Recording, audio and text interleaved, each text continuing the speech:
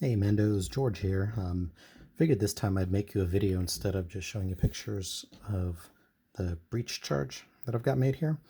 I took the original breach charge from Chris the prop guy that he's got on Thingiverse, and I started modifying it to include this insert to use these LEDs that you can buy on Amazon. And I ended up modifying this so much that I just went ahead and built a whole new breach charge from scratch in Blender. So I learned what I needed to learn about Blender in the last couple days just to make the breach charge. And then I finished it off in Tinkercad because it's a lot easier to use the negative spaces and holes on Tinkercad than it is in Blender, especially for someone that's only been using it for a couple of days. So I just uploaded it to Thingiverse, so I'm going to give you guys the link for that so you can get to these breach charges. So I've got, so this is Chris the prop guy, his piece back here. The breach charges are the ones that I just redesigned. So it's 3 parts. So it's the breach, the insert, and then the lens. This one here on the left, the lens is using just red ABS, and with that one, it lights up, but you can't see the LEDs on the inside. This one here is using clear resin. I printed this on my Epax X1, and when you use that one, you can see the LEDs. So the resin lens is by far far superior. It looks great. But if you don't have access to a resin printer, and you have access to a laser cutter, then you can just cut a lens out of red acrylic, drop it in there. It's going to fit. It's going to be fine. If you only have a filament printer, then red ABS works okay. Clear filament probably would look okay too, but I don't have clear filament to try it out on. So here's my pieces. So there's the breach charge. It's got 5 holes in the back for 1/8 by 1/16 magnets.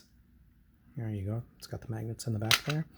The insert holds one of these LEDs, and you drop this in there without the magnet. It sits right in.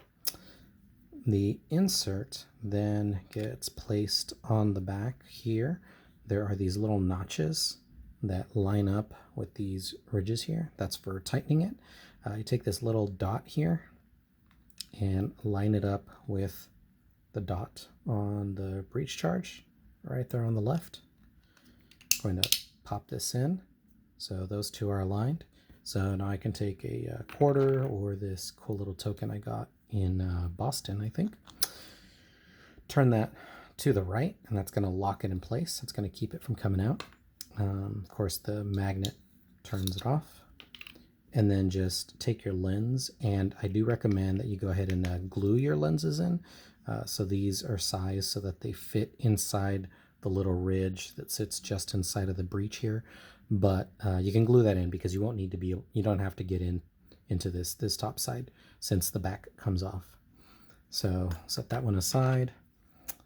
So this one's good to go. It's not glued in, but this is what it looks like. Bang it off, pull it off. So to remove it, you can just take the slot, unscrew it so that those are lined back up. And then I've added these little ridges on either side. So you can use a screwdriver to just pry it up ever so slightly. I think eventually if you take this out and put it in enough, it's going to loosen up, or you can sand it to loosen up. I actually like that it's kind of tight so that it doesn't fall out on its own.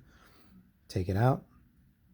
Now to remove the LED, the slot's got a hole that goes all the way through, so you can take that screwdriver, pop it back out, remove it, whoops, switch out the battery, pop it back into place, and you're good to go.